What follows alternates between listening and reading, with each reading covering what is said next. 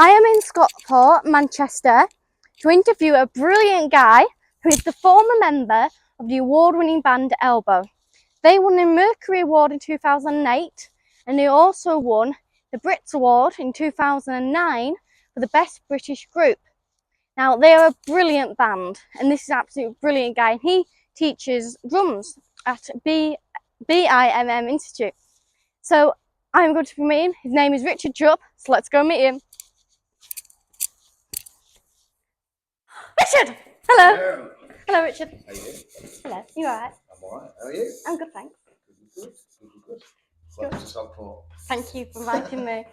Thank you very, very much. That's alright. So you have a drum school, don't you? You Yes. do stuff. Could you just tell me a little bit about that, please? So, drum school was born out of, I did some work with Roland, you know, the electronic drum makers. They make electronic drums. So, I was working with a guy called Jules, who was the rep there at the time. He now runs pretty much the whole company. And we were talking about teaching while I was still in the band. And yeah, obviously I had issues with confidence. Did I know enough to teach? Was I a good teacher? And we sort of tried it out with 13 kits. So 13 kits. So I took them to a few schools and I did a few private ones in BRIT studios where we were recording at the time. And they went well. They went really well. Performed in some wonderful places all around the world. But where is a place you haven't done that you'd love to do? One place that I didn't get to was Brazil, unfortunately. But never say never, don't know, might do. But that would have been, I think we tried to route Brazil and some festivals in South America on the last Australian tour. What do you love so much about Brazil? Just I've never been there. Never been there. So been fortunate enough to have been to a lot of places. But that was one place that I wanted to go to, but I kind of left, and then they did a bloody festival. I think the year after I left. Oh. Well, there you go. You know, it's all good. Life's still going on. Might be a chance. I'm in Stockport and I'm talking to you, so you know. Yeah. It all works out. I've recently watched this film called Man Up, and I know that you helped do a song inside that movie, didn't you? Yes, we did. Yeah, we did. Oh my god, that's really taking me back. That. Yes, it was the last. It was a sort of montage bit at the end, wasn't it? When they were at the party. Yeah, I remember that one. Yeah. Tell us what it's called. I can't remember what it's called. Can't remember what it's called. Man Up. I know it. You're right. You've got to tell me. I can't remember. What? Oh God. What time do you call this? And I keep forgetting it, and I know it. Oh my god! Yeah. What time do you call this? Okay. Yeah. I literally watched a full movie just to see it. Oh no! It's actually an all right movie. Have you met Simon Pegg? I've met him. We met him at Glastonbury. On the last Glastonbury that I did, 2011. No, was that the last one? I might have been the last one. 2011. Because I think he knows guys from Coldplay really well. And yeah, it was all a bit sort of backstagey. Well, I've met Simon Pegg. Yeah. Yeah. I met him inside some woods in Settle near Lancaster. Nice. And yeah, had a little chat with him. He was really good. He's a nice guy. Yeah, definitely. He's done the film. He's done a few amazing films with Nick Frost. I love the one. Wright. I love Hot Fuzz. Hot Fuzz. I was just gonna say that's what I was leading up to. The Hot Fuzz. Getting ready. That me and my son Dylan, we always sort of first thing we do is what are you eating tonight? It's the pub. You know, he does these sprays himself with. Oh. Yeah. So most of what we talk about centers around hot fuzz. Yeah, he's such a lovely guy. Yeah, I mean, he has on his arm. He has a tattoo of my name. But it's his daughter's the same name as me. Right. Okay. It's not because of me, but yeah, he has a tattoo of Matilda on his arm. No way. Yeah. Yeah, he's. I've liked what he's done. His type of comedy ever since Spaced. And him and it's Jessica Stevenson and obviously Nick Frost. But yeah, he's a legend. Now, what's different between writing a song for like radio or something, or difference between writing a song for a movie that you've been like asked to do? That's a really good question, actually. In terms of that sort of creative aspect, between the five of us, we were kind of our own quality control. So Guy would bring in the lyrics. I mean, we could start with lyrics, or we could start with anything. If somebody's got an idea, they'd just bring it in, take it to the group, and then we'd sort of guide it and mold it as we went. But as you said, with like a particular remit, like a framework, here's the visuals, or here's what we want you to sort of soundtrack or design. This is the moving shot, the montage bit. Well, so you get given the piece of film to work with. Yeah. Or you'd get snippets and then sort of a written piece like a précis just to sort of go right. Well, we want these kind of things happening. Sometimes I'll ask you what you think, but it's a pretty tight schedule, for want of a better word. So it's like you have to run from 0 to 1 minute and 38.32 seconds. So you've got to write. Or you've got to do it inside that specific time. Within that specific time, because that's where the shot is. Or it can be you write a tune, you give it to them, and that's it. And then they'll just use it as. So have you done other films, or is that? Yeah, we did. There's a few that we've done for film that are just our tracks that we've been able to license. They've said, right, can we use that track? And we've said yes. Sometimes we said no, depending on the film. But we did the one for the BBC coverage of the Olympics. I was going to ask you about that. So that was quite a big one. So did you get to like go and watch, or was it just you just gave them the track?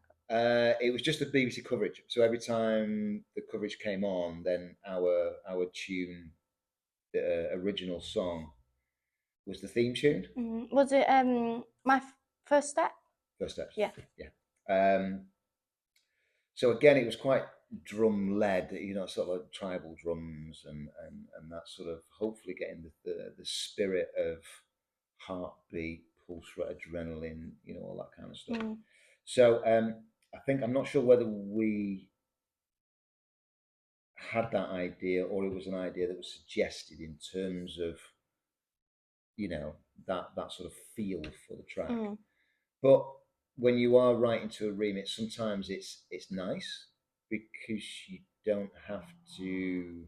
You're working within a parameter, within a framework.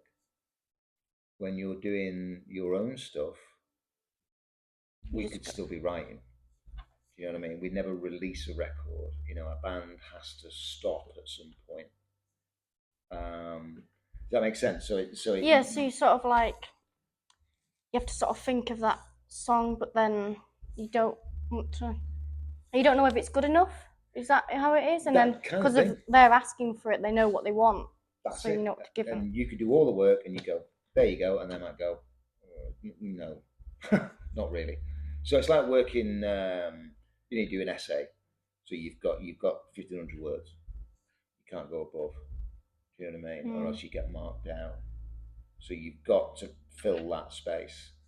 And it is quite interesting because I think, when you do adverts, it's very challenging Have you ever done like a TV advert? Yeah, there's been bits. Mostly it's the tracks that we've already written, but because we wanted complete creative control, we do different edits because sometimes they they don't think about the track. They just want the track because it mirrors the feeling of Have you ever had something like really interesting, like washing up liquid or something on it? We had an offer for a Weetabix advert, but they wanted us in the advert to be playing on a mountainside. It's a bit too cold for you. A bit too cold, and we said no.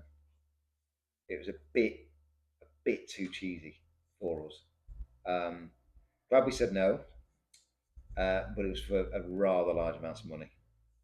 But I'm glad we said no. Golden Weetabix. Do you not like them? No, don't like them. So it worked alright then? I did like Weetabix actually. Come to think of it, yeah, I do like Weetabix. Anyway, that's a whole different interview. Do you like, or do you like make specific something with Weetabix? Do you put something on it, or do you just have the Weetabix? So if we're going full Weetabix here, it's 3 Weetabix, whole milk, and I'd have a little bit of cream on it, and then sugar on the top, and then I'd leave it. So you got that crispy top. You'd have to break through the top of the Weetabix to find the mushy Weetabix underneath. What about you? Like Weetabix? I get the Weetabix, pour milk over it, and then put sugar on. Right. A bit more simpler. Yeah, but it works though, doesn't it? Yeah. It is strange, isn't it? People eat things I think you have differently. I think you have to put milk on before you put the sugar on. Yeah, you do, so it sticks. Mine, yeah, I don't know. I've got this cereal that I have now because I'm gluten free. Don't know what it is, but it's really nice. And I fill it to the brim, milk about 3/4 of the way up, then this lactose-free milk, lactose-free cream over the top. But I put sugar on, and then put the cream over the top, and it kind of congeals, and it sounds disgusting. I'm really sorry. It sounds disgusting, but it's amazing. I need to stop eating it. I've just seen myself on camera. Do you eat anything else but cereal? No, I've just gone back to eating cereal. I eat porridge at night. That sends me to sleep. But I'm generally very healthy because of my amazing wife, who is incredibly healthy. So thankfully, or I'd be a big fat pig. So eating cereal all the time. Yeah. Get your ass to delivery, won't you? I have heard, and I did watch an interview. It was a few years ago, but apparently you like to paint your kitchens. Yeah, it was a running joke. It's not one of the reasons why I left. Running joke. I was always painting. That the inside of my house was only that big because I'd painted so much. Yeah. Was it like a regular weekly thing? No, it wasn't. It wasn't at all. Was it a daily thing then? It's an hourly thing. Sometimes we felt like that. We've since moved, so we're all right. But I have just completed a little bit of painting. It just makes me feel a bit more manly because I can't. Doing your DIY? Yeah, it's like I get my painting stuff on, and my wife's like, "What colour now?" What colour now? We did one more in the kitchen, olive, which result. Obviously, my idea to do that. Get that in. But no, it looks good. It looks good. I'm quite good at cutting in. Anybody who knows? Want a job doing painting. Trying to be manly. That's all. So moving on from that. Please. Do you have any pets? Do you have any pets? I've got George, cockapoo. Oh yes, you did mention dog. You did mention dog. There he is. I know I shouldn't really do this, but there you go. There's I don't know if you can see that, George cockapoo. Oh. Yeah. Does he help painting? Huh? Does he help doing all the painting? Yeah, he does. He's very good at pointing out the mistakes, the little slips. So he did actually get some paint on his fur the other day. So did you have to cover him fully then? Yeah. So he's now he's matte black masonry paint to bugger to get off, but hey, there it is. Okay, final question. What are you having for your tea tonight? Very good question. I made some cottage pie. I don't know what I was going to say then. I made cottage pie last night In your kitchen?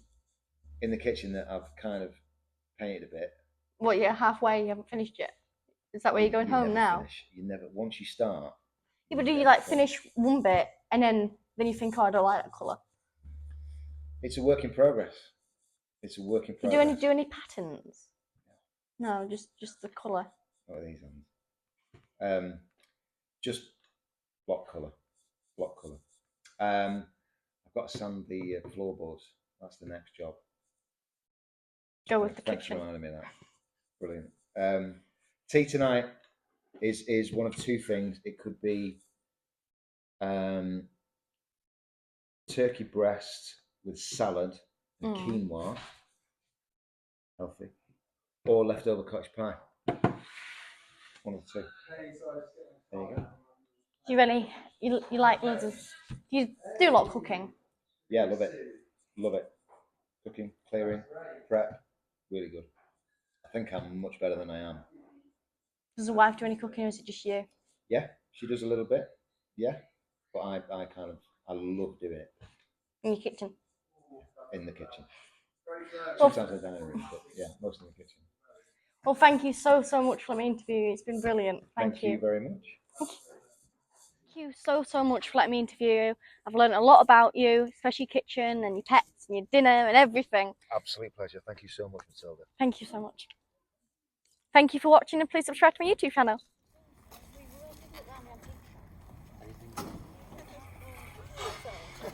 That's a good idea, actually.